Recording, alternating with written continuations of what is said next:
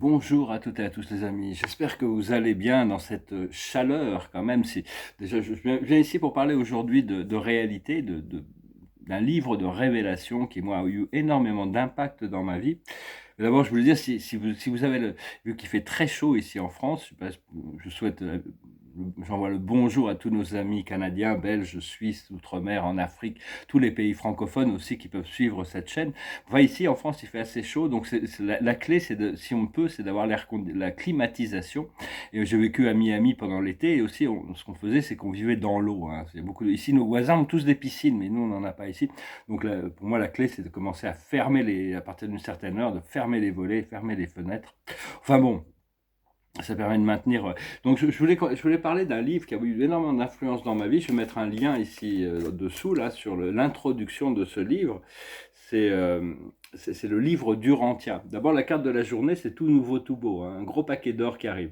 Qu'on ait les pièces d'or ou qu'on les ait pas, on doit continuer sur notre chemin à suivre la voie qui nous est enseignée depuis l'intérieur et comprendre que bon, il y a beaucoup de choses de surface, il y a toujours la surface, la façade des choses et ce qui se passe à l'intérieur. Restez bien connectés sur ce qui se passe à l'intérieur, ça va nous aider à naviguer tout ce programme. Parce que le simple fait de s'incarner ici sur Terre en ce moment, dans cette période de transition, c'est vraiment un acte de courage énorme. Et donc tout le monde, on est tous ceux qui ont choisi de venir avec un certain niveau de conscience, on apporte énormément à l'évolution de tout ce qui se passe ici. Et donc, je parlais du livre d'Urantia. Le livre d'Urantia, c'est un livre qui avait été communiqué, canalisé dans les années 50, qui cache énormément de choses aussi, hein, mais il révèle énormément de choses. Ça avait été autorisé par les anciens des jours. Ce sont des êtres divins qui sont les gouverneurs, les administrateurs des super univers. Le temps et l'espace commencent avec la création des anciens des jours, officiellement au paradis. Et ils gèrent l'administration de 100 000 univers locaux, euh, 1000 milliards de planètes habitées, mais il ne s'implique pas dans l'administration des univers locaux tant que l'univers n'est pas atteint un niveau de la lumière et la vie, hein. Il respecte les plans du Père et de la Mère Dieu de notre univers. Personnellement, ce livre était arrivé dans ma vie parce que je peignais des tableaux d'abord très philosophiques, et puis après je me suis mis à peindre des tableaux cosmiques, et j'en ai parlé à une de mes amies, Lady Anne, qui avait étudié la théologie à Oxford, Cambridge, je ne sais pas, et elle m'a dit, il n'y a pas d'image, il y a pas de, mais il y a un livre, ce qui pourrait t'intéresser, c'est le livre d'Urantia. Alors j'habitais à Santa Fe à l'époque, en 1993, j'avais été à la bibliothèque, j'avais emprunté ce livre et je me suis isolé pendant 3 semaines. Ça m'a vraiment. Après ça, j'en ai acheté une copie parce que quand on le lit, là, il existe en ligne, mais enfin, si on veut l'étudier, c'est bien d'avoir la copie avec une couverture dure, hein, c'est la meilleure. Il existe en français, il existe dans toutes les langues maintenant. Alors, au départ, je l'ai lu 4 ou 5 fois, hein, et puis bon, finalement, moi, c'est vraiment la première et la deuxième partie qui m'ont ouvert le plus l'esprit. Ça a complètement transformé ma peinture, bien qu'il y a des choses de valeur dans la troisième et quatrième partie, mais ça cache énormément de choses. Ça cache toutes les implications extraterrestres avec la Terre, ça cache le procédé de réintégration de la matrice Orion, la matrice des Anunnaki, de réincarnation ici. Ça cache énormément de choses, ça cache toute l'existence des êtres déifiés, ça cache aussi beaucoup de choses, parce qu'il faut qu'on passe par nos propres découvertes, mais enfin, ça correspond à ce qu'on va découvrir dans les 1000 ans à venir, hein, à peu près au niveau de la connaissance sur le monde céleste. On n'aurait jamais pu deviner tout ça. Personnellement, donc je l'ai étudié pendant une bonne vingtaine d'années, hein, le lire, le relire. Et puis je l'ai laissé tranquille pendant une vingtaine d'années, et maintenant beaucoup de ces choses ont été réalisées. C'est-à-dire que c'est des choses qui ont été réalisées et que j'ai pu vérifier dans ma propre expérience, surtout sur la première et deuxième partie. Et parce que bon, après ça, c'est beaucoup plus linéaire et ça, c'est un peu moins intéressant pour moi. Mais enfin bon, je vais peut-être le reprendre maintenant pour essayer d'apprendre encore plus de tous des petits détails qui peuvent m'aider par rapport à la compréhension de ces êtres spirituels. Ça adresse la cosmologie, l'étude de l'univers dans son ensemble, la divinité, la relation avec l'être, avec Dieu, et ça parle de philosophie, c'est-à-dire la vie bonne pour l'homme, hein, philosophie, l'amour de la sagesse. Mais enfin, c'est pas un livre initiatique, c'est un livre de révélation, et après, c'est chacun qui doit, qui doit faire ses propres, qui doit, c'est à chacun de voir ce qu'il peut en tirer. Par exemple, une des grandes révélations, c'est que Dieu a 7 aspects de la conscience qui sont toutes divines, mais très différentes. Et quand on réunit ces 7 aspects, on arrive à la conscience de l'être suprême, en relation avec le temps et l'espace. Et donc, ces 7 aspects, c'est pour ça qu'il y a 7 super univers, 7 jours dans la semaine, 7 couleurs dans l'arc-en-ciel, 7 trous dans le visage. Et tout. Le 7 nous rappelle notre origine spirituelle. Donc, il y a 7 voies d'administration. Et nous, on est dans le 7e super univers qui s'appelle Orvonton, qui est guidé par un esprit maître qui s'appelle Orvonton. Il y a 7 esprits maîtres. Quand on les réunit, c'est la conscience de l'esprit infini. C'est comme s'il y avait l'esprit infini était présent. Et chacun a vraiment un aspect de ces 7 aspects. Le premier esprit maître. J'ai très peu de perception encore pour le moment. J'arrive à communiquer avec plus ou moins avec les esprits maîtres qui travaillent avec les architectes du paradis pour influencer l'évolution de leur création. Mais j'ai pu réaliser de leur différence quand j'ai vu les 7 ordres qui sont présentés devant moi de conseillers divins. Ils sont très très différents. Donc ici, on est dans le 7e univers, super univers, c'est le plus difficile à réaliser, parce que c'est le ministère du Père, du Fils et de l'Esprit combiné. Le premier super univers, c'est le ministère du Père seul. Le deuxième, c'est du Fils éternel seul. Le troisième, c'est de l'Esprit infini seul. Le quatrième, c'est le Père et le Fils combinés. Le troisième, c'est le Père et l'Esprit combinés. Le sixième, c'est le Père et le Fils et l'Esprit combinés. Et le septième, c'est le Père, le Fils et l'Esprit. C'est-à-dire que donc tout ça, c'est comme en réalité, ça explique plein de choses même sur les causes paradisiaques des réalités universelles. Mais ça dépasse, ça transcende notre sous-univers et tout cet univers dimensionnel qu'on est en train d'ascensionner. Ça adresse les sphères célestes au-dessus. Donc j'espère que ce livre vous intéressera. C'est un sujet il y a énormément d'informations dans ce livre et donc je ne veux pas trop rentrer dans trop des détails. Que le Père et la Mère Dieu sont des êtres paradisiaques qui sont entraînés dans l'univers central. À un moment donné, quand un univers local est approuvé, on trouve un espace, ça prend des milliards d'années pour que ça soit autorisé, la création d'une nébuleuse qui va créer un univers local dans la galaxie, dans cette galaxie par exemple, qui est la nôtre. À ce moment-là, le Père et le Fils créent un Fils créateur, qui est un concept unique et original de l'infini. Et il y a un rapport de réciprocité dans l'esprit infini qui crée une fille de l'esprit créative qui est sur le modèle de l'esprit maître de notre super univers. Et c'est la mère qui vient d'abord pour établir tous les circuits spirituels et le Père ils ont un ministère différent pour évoluer à travers le temps, leur propre univers local où il y a 100 constellations, chaque constellation est connectée à 100 systèmes et chaque système administre 1000 planètes. Mais notre univers est toujours en formation. On est un jeune univers local et donc on est toujours en formation. Et à la fin, quand tout l'univers local arrive dans la lumière et la vie, il y a plusieurs étapes de rapprochement entre le ministère du Père de notre univers et de la Mère de notre univers.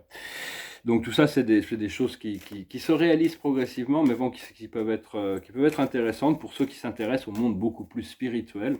J'ai mis l'introduction. L'introduction, c'est un conseiller divin qui essaye d'expliquer un petit peu expliquer la nature des révélations. J'espère que ce livre vous intéressera. Il y a un fichier audio au-dessus de chaque papier. C'est un Canadien qui le lit en français. Alors, je vais tirer quelques cartes pour voir un petit peu pour la journée.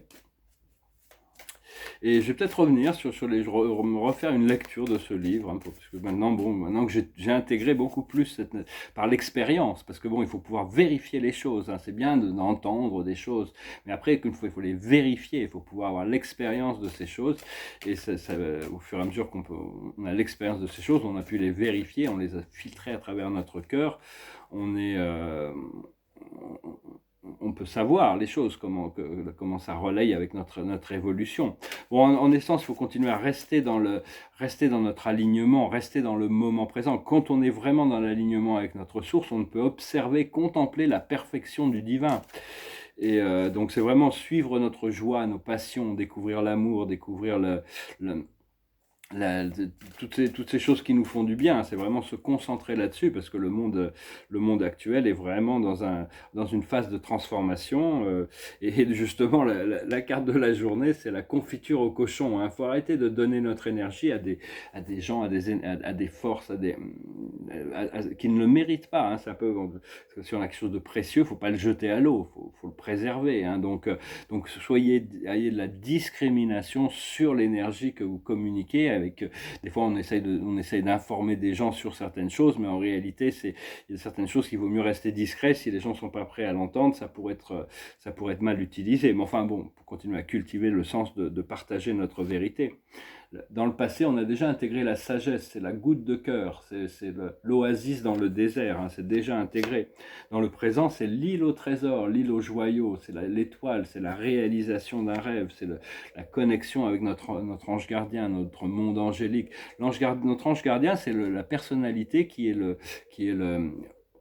qui se tient entre nous et toutes les autres personnalités du monde spirituel. Et à l'intérieur, c'est le grand ministre, c'est la présence je suis. Dans l'Urantia, ils appellent ça le moniteur de mystère ou l'ajusteur de pensée, qui travaille dans l'esprit mental, mais il vit dans le cœur sacré, dans le cœur supérieur. On doit vraiment connecter avec notre cœur supérieur et notre esprit mental supérieur, hein, éventuellement. Et ce qui arrive dans le futur immédiat, c'est le gardien, c'est une expérience mystique, une initiation, une grande initiation, une expérience transcendantale. Ce que l'on a à l'intérieur de nous, c'est le joyau des transformations, c'est l'amoureux, c'est le pouvoir de l'alchimie, de l'amour, de l'unification, également le pouvoir du rassemblement, de l'union, c'est le pouvoir de l'union. Et ce qu'il y a dans le monde extérieur, c'est le chariot. Ici, le chariot, il se représente par le champ de crémation, la méditation, transcender le monde des formes, transcender le monde linéaire, dépasser toutes les limites de ce que l'on peut. C'est-à-dire, c'est vraiment arriver à comprendre qu'on est des êtres éternels, on porte ce véhicule, on porte ce véhicule ici, cet habit de chair, mais on est une âme éternelle à l'intérieur. Hein, c'est d'arriver à s'élever au-dessus des choses. Hein, donc voilà, c'était un petit peu. C'est que des cartes majeures d'ailleurs. Hein, le 7, le 6, le 17. Non, le 36 et le 44 ne sont pas des cartes majeures, mais sinon il y a beaucoup d'énergie, de force actuellement, et on se prépare pour une énorme transformation. Écoutez, j'espère que ce message aura été intéressant pour vous, que vous passerez une très bonne journée, qu'on se prépare pour toutes sortes de transformations, de changements. Je vous remercie d'aimer, de partager, de commenter, de souscrire, d'activer la cloche de notification. Je vous remercie pour vos dons. Je vais chanter une vieille chanson française qui me passait par la tête hier. C'est plutôt une chanson d'automne que d'été, mais l'été n'est pas encore fini. Il reste beaucoup de choses à expérimenter cet été. Et là, c'est une chanson de Prévert et Cosma qui s'appelle Les feuilles mortes. Oh, je voudrais tant que tu te souviennes des jours heureux où nous étions amis. En ce temps-là, la vie était plus belle et le soleil plus brillant qu'aujourd'hui. Les feuilles mortes se ramassent à la pelle. Tu vois, je n'ai pas oublié. Les feuilles mortes se ramassent à la pelle, les souvenirs et les regrets aussi. Et le vent du nord les emporte dans la nuit froide de l'oubli. Tu vois, je n'ai pas oublié la chanson que tu me chantais. C'est une chanson qui nous ressemble, toi qui m'aimais et je t'aimais, et nous vivions tous les deux ensemble, toi qui m'aimais, moi qui t'aimais. Mais la vie sépare ceux qui s'aiment tout doucement, sans faire de bruit. et la mer efface sur le sable les pas des amants désunis. La la la la, la la la la la, la la la la, la la la la. La la la la, la la la la la, la la la la, la la la. Mais la vie sépare ceux qui s'aiment tout doucement, sans faire de bruit. Et la mer efface sur le sable les pas des amants désunis. Très belle chanson, je crois qu'elle a été chantée par Yves Montand.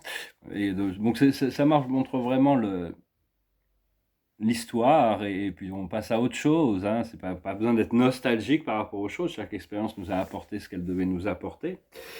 Et puis les choses reviennent quand c'est le moment, il y a d'anciennes énergies qui reviennent quand c'est le moment, naturellement, hein. On est tous là pour apprendre certaines choses, on a choisi nous-mêmes, personnellement, on choisit tous les obstacles qu'on a créés devant nous. Donc c'est vraiment, plus on prend conscience de l'obstacle, qu'on a créé l'obstacle, on est dans l'acceptation, comment on se ressent par rapport à l'obstacle, à partir de là, on peut traverser on peut traverser avec beaucoup plus de facilité dans la conscience de compréhension, et à partir de là, on peut passer à autre chose. Notre âme, demander à notre âme on n'a plus besoin du chaos, on n'a plus besoin du conflit pour évoluer, on peut évoluer dans la grâce et l'harmonie, et d'apprendre ce qu'on a besoin d'apprendre. L'observateur de la journée, c'est l'élévation. Notre conscience commence de plus en plus à être élevée, on a de plus en plus de facilité à s'élever. Ce qu'il faut, la plus haute sagesse, c'est notre mission. On est là en mission sur Terre, on a une mission particulière et on doit l'accomplir. C'est là où on a la joie, on a le bonheur, mais aussi là où on a le plus de service. Ce qu'il faut comprendre, c'est la consolation. On doit guérir nos blessures émotionnelles, hein. On doit se consoler les uns les autres, on doit trouver un moyen de se consoler. Tournez-vous vers vos guides, il y a toutes sortes de forces très intelligentes et très douces qui nous entourent. Elles ne vont jamais forcer les choses, mais il y a vraiment... Et puis bon, on va pouvoir rencontrer les situations où on va pouvoir retrouver une sorte de bonheur et de joie relayé au monde terrestre. Ce qu'il faut faire, c'est dépasser les épreuves, traverser les épreuves pour arriver justement à arriver dans cet état de grâce, hein. C'est un petit peu comme s'il y avait des fois la rose que l'on doit tenir. Il y a des épines à la rose, hein, donc il faut vraiment accepter que c'est les épines, c'est toutes ces épreuves nous aident à évoluer, à grandir. Et l'aboutissant, ça va être la générosité. On va pouvoir partager plus, toujours plus, aimer plus, partager plus, hein. Jusqu'au jour où on pourra tout partager, on sera universel, Dieu pourra tout partager avec nous, et on pourra tout partager, on pourra tout vivre, tout connaître, tout savoir, hein. C'est vraiment l'aboutissant du programme de la réalité. Pour le moment, il faut essayer de trouver les choses qui sont cohérentes avec nous. C'est pas la peine de partir dans des choses... jamais sortir du cadre, hein. On n'a pas besoin de sortir du cadre que Dieu à l'intérieur du cadre, on doit se recréer tous les jours, hein, se recréer, renaître, utiliser le pouvoir du phénix. Voilà, écoutez, je vais fermer mes volets là bientôt, je vais rentrer, puis je vais commencer à préparer mes plans là, parce que je sais que les choses vont s'accélérer, donc je suis prêt, je vais être prêt pour une action assez rapide, parce que bon, j'ai l'impression que j'ai perdu un peu de temps, donc maintenant je vais être assez pressé dès que la porte va s'ouvrir. Je ne vais pas sans être pressé, mais bon, je vais vouloir quand même que ça déroule assez rapidement, hein. Donc je vous remercie pour tout, je vous souhaite une excellente journée, je vous dis à bientôt. Voilà.